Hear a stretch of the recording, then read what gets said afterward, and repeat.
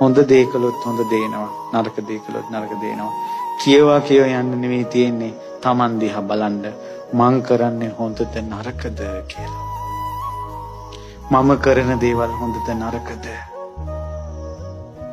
තමන් කරන දේ තමන්ට එනවාමයි. තවත් කෙනෙකුට තමන් කැපිල්ලක් දැම්මොත් එහෙම තමන්ට සමාජය ඉහළට යනකොට සසරේම කැපිලි ඒවි. තමන් කෙනෙකුට වංචා කළොත් තමන්ට වංචා කරන අය බිහි වේවි.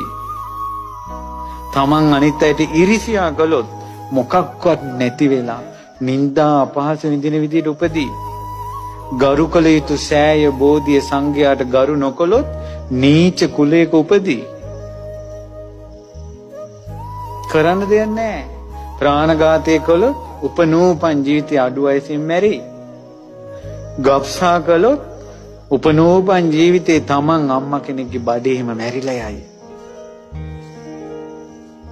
දිවකින් නම් බොරු කියන්නේ වංචාව කරන්නේ ඒ දිව නැතුව උපදී.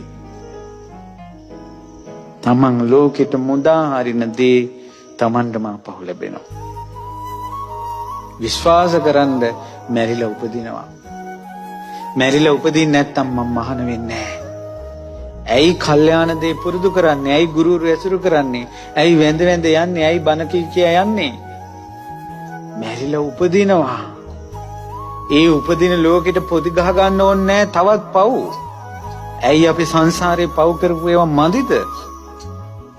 පව් මදි වෙලාද පින්වත්නි මේ මිනිසුන් පව් කරන්නේ?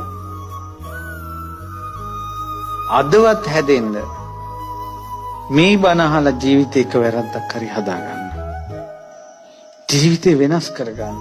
හැබැයි මතක තියාගන්න පොඩ්ඩක් හරි හිතට මේක දැනුනේ මේ බණපදේ අහපු නිසා.